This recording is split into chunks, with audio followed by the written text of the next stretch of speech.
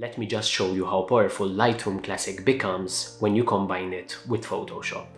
Today we'll be looking at how we can emphasize light in a photo in order to make the scene more dramatic, and then clean up the same image in Photoshop to create a much cleaner composition.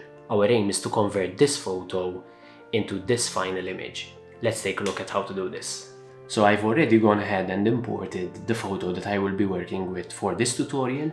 And as you can see, this is a nice landscape with quite a lot of distractions in the foreground, but there is some really nice light on the green grass, which could be very useful if we manage to crop it and also remove those distractions. So let's take a look at how we can do this quite quickly. So immediately I'm going to do some basic adjustments to my image, and that is by reducing the highlights just slightly to gain some more detail in the highlight areas, like the sky right here where the clouds are actually behind the mountains. And I'm going to also increase shadows just slightly. This will give me more room to work with color in the next steps, and also decrease the blacks just slightly to give it a bit more contrast. I'm going to also open my tone curve and create a slight S-curve, and as usual this will create even more contrast in the image that we can utilize to first and foremost create more drama in the image, and also to intensify the colors of the highlights. I'm going to jump over to local adjustments, and immediately I'm going to create a linear gradient from the very top of the image, which gradually comes down towards the mountains, which are my center focus, and I'm going to drop the exposure and the blacks to give it more of a deep looking sky. I will now use a brush mask similar to what we did in the dodge and burn tutorial, and I will set my flow and density to around 50%, and I will brush over the areas where the sun is hitting the ground right here. So as you can see, there are slight highlights here, so I will brush over these areas where the sun is hitting the ground. And you don't need to be perfect, because we can intersect this with a luminance range as well in order to only affect those particular areas. So once you've brushed the areas that you would like to actually affect, you can click Alt on Windows or Option on Mac, and you will see the Intersect button pop up right here in the Masks panel. I will click Intersect, and I will use the luminance range to intersect my selection, and I will use, as you can see, I use this green right here, and you can refine the selection as you like right here. So I've used that intersect option to intersect my brush mask with a luminance range, and this will only be affecting my highlights in the green grass right here. So now I can play around with exposure, and as you can see, I'm only affecting the highlight areas with this exposure change. So I will increase the exposure just slightly. I will also increase the whites by a little bit, and I will increase saturation by around 20.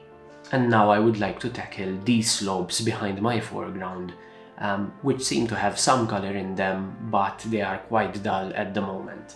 So I'm going to use a color range.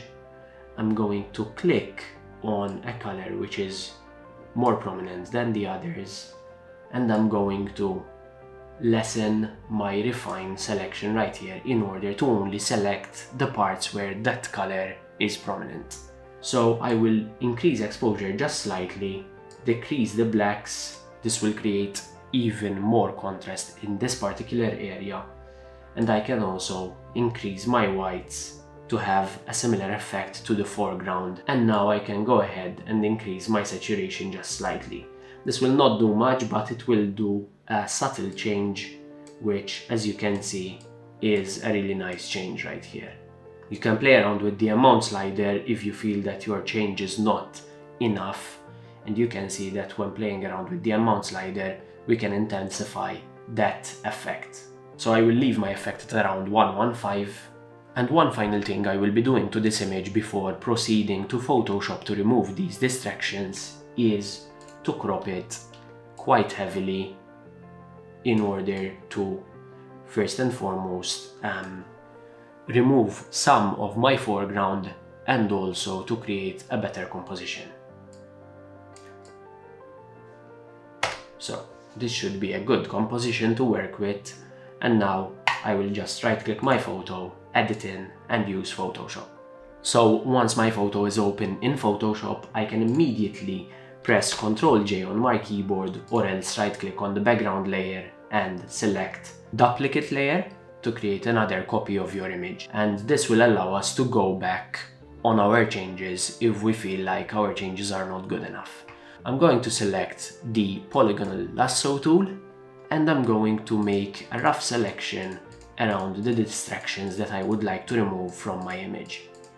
We're going to be using Generative Fill, and once you have your selection, you can go ahead and click on the Generative Fill option, and there's no need to put in any prompts, just select Generate, and Photoshop will actually know what the foreground looks like and try to fill the rest of that foreground with a similar scenario. And as you can see, Photoshop generated 3 options for us to choose from, and if we toggle through them, you can see that there are different options to select. I quite like the second one, and I will be going for that particular one. I'm going to click Ctrl S on my keyboard to save this image, which will immediately be saved into Lightroom Classic as well. So as you can see, we have the image right here already, and one slight thing I would like to do to this image is to create a vignette, and I will be using the lens correction panel. Go to the manual panel right here, and I will be decreasing the amount of vignette right here. As you can see, you will be seeing shadows coming out from the edges, and you can play around with the midpoint. And this just slightly puts our focus towards the middle of the image, where our center of attention should be. And if we compare the before and after of this image, we can see that we've turned an image which was actually shot from a moving car into this beautiful landscape, which looks like it's a Windows wallpaper. I hope that you enjoyed this tutorial, and I really hope that you can use these techniques to edit your own photos. Thank you for watching as always, and please make sure to like and subscribe.